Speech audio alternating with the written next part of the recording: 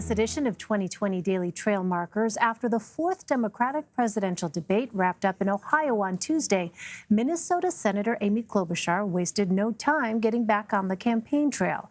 She kicked off with a tour of New Hampshire, traveling to all 10 counties in just 30 hours. Klobuchar is riding a wave of support after snagging the spotlight on Tuesday night, going head-to-head against frontrunner Elizabeth Warren. I want to give a reality check here to Elizabeth, because no one on this stage wants to protect billionaires. Not even the billionaire wants to protect billionaires. Klobuchar's speaking time clocked in at more than 13 minutes. That put her in third behind Warren and former Vice President Joe Biden. And it seems some people liked what they heard. On Twitter, Klobuchar announced she received $1.1 million in campaign donations in the 24 hours after the debate. CBS News 2020 campaign reporter Nicole Skanga has been following Amy Klobuchar's campaign, and she joins me now from Plymouth, New Hampshire. All right, Nicole, you spoke with Senator Klobuchar during her tour of New Hampshire at the Red Arrow Diner in Manchester. Let's listen to what she said. We've just had this surge of support ever since the debate. We're really doing well online. People are really interested. You can't be a wimp and run for president. And so I think that this debate really gave me a chance to show what I'm made of, because people have got to visualize that you can not only have good ideas and be able to be a leader and represent our country, they also have to visualize that you're tough enough to beat Donald Trump. So, Nicole, after the debate, Klobuchar's campaign had its best day of online fundraising since she first launched her bid for president in February. Do we know what it was about her performance that moved people to get out their wallets? Well, voters I speak with in New Hampshire use words like pragmatic, brilliant, smart, sharp to describe Senator Amy Klobuchar's latest debate performance. Another big attraction point for the senator from Minnesota is, in fact, her Midwestern roots. A lot of Democratic voters I speak with here in the Granite State telling me they want a nominee who can win back states like Ohio, states like Senator Klobuchar's native home of Minnesota. So certainly that Midwestern appeal also impressing voters who noticed that about her on stage the other night. And Nicole, what do her fundraising numbers actually look like?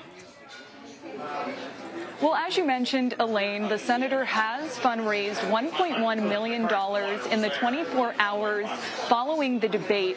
That is her best fundraising number to date, about 25% of what she fundraised through the months July to September. So in her third quarter, she raised around $4.8 million. That's on the lower end of the spectrum when it comes to some of the top-tier presidential candidates.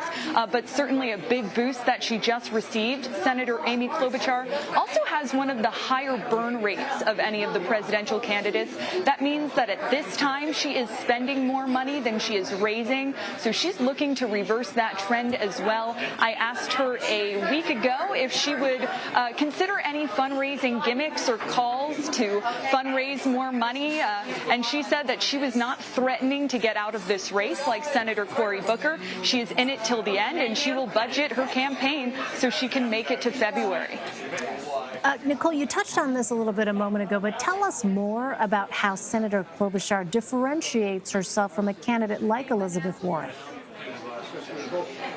Absolutely. And so when she was on the debate stage the other night, she definitely called upon Senator Elizabeth Warren, targeting Warren for evading yes or no to questions about whether taxes would go up for the middle class under a Medicare for All plan that Senator Warren supports. So Senator Klobuchar said, at least Bernie's being honest here in saying how he's going to pay for this and that taxes are going to go up. And I'm sorry, Elizabeth, you have not said that. And I think we owe it to the American people to tell them where we're going to send the invoice. And she reiterated that to me last night. She said the American people deserve to know how plans are going to be paid for. And that's one of the ways she hopes to distinguish herself and her plans that she's set forth here on the campaign trail. Well, what is Senator Klobuchar doing to maintain this post-debate momentum?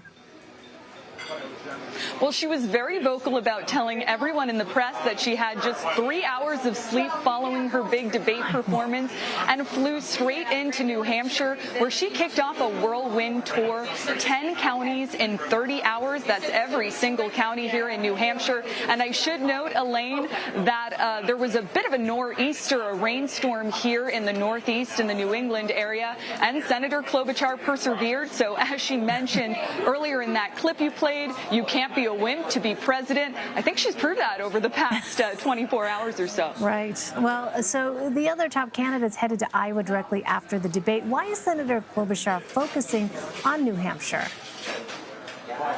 Well, this is Senator Klobuchar's 15th trip to the Granite State. She has already made 18 trips to Iowa, spending 34 days there. She will be back for a bus tour through Iowa this upcoming weekend. But part of the reason why her team feels she can do well here in New Hampshire is because she does have some of that moderate, independent, live free or die appeal. Of course, we know that New Hampshire is comprised of around 42% of undeclared voters. Those are voters that can pick between a Democratic or Republican ballot during the Democratic primary. She's hoping a number of those voters, Republican-leaning voters, more moderate voters, will choose her come February here in New Hampshire.